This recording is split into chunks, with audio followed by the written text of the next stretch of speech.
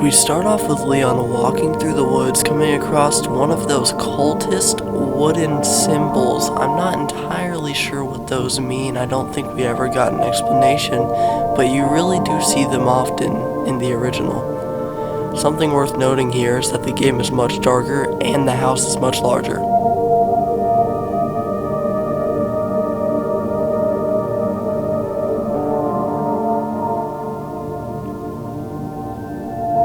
Here we can see right away that the house is much different than the original, with multiple doors and areas and paths to take. Here's the original fireplace that we originally met our first Ganado. Here we can see Leon going down to the basement. It is definitely much creepier than the original, seeing a skull on the ceiling, what seems to be a body right there.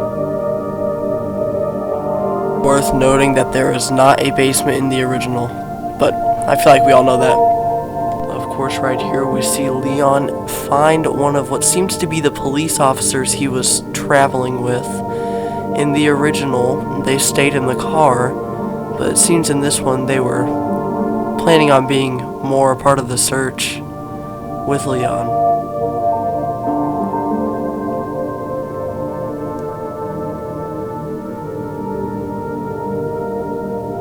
We can see here that we can move while aiming, similar to the remakes that we've had previously. And here we see our first Ganado. Now, something worth noting here is that he has these little tentacles or spine thingies coming out of his neck and eyes. He looks very injured. Could this possibly mean that the parasite could kill its host? We do know that the parasite is meant to control a host, but is it possible that it could get bad enough to where it kills the Ganados themselves?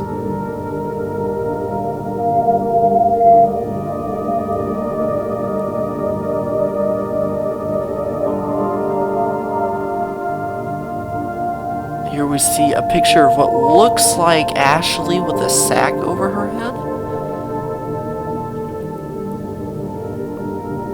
The tone is very much serious. They are using what seem to be like code names, right?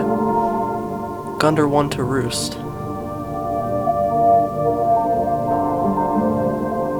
You can see Hunnigan looks different, much different. She looks good though. You can see right there the Ganados look very well kept, you know, like they don't look as scruffed up as they did in the original.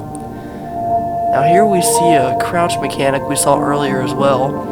We have the look option like we had in the original, what seems to be a way we can trigger some dialogue for Leon watching the police get burnt. Now we see R2 right there. It could possibly be a defense weapon, which we learn later on. And here we see our first use of the melee like we had in the original.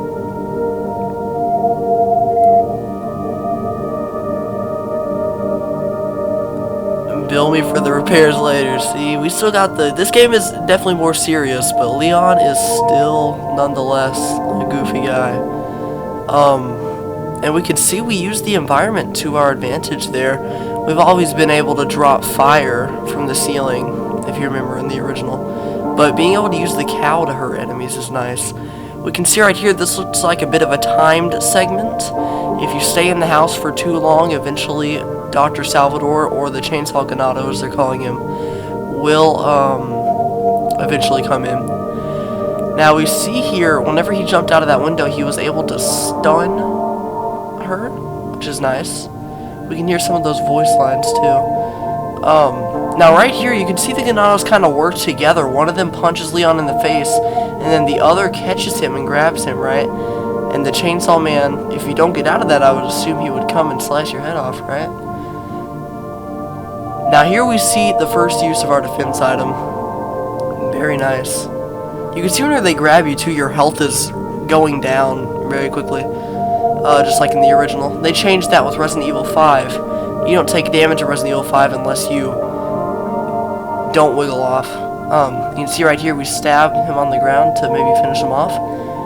And then we see the parry, right?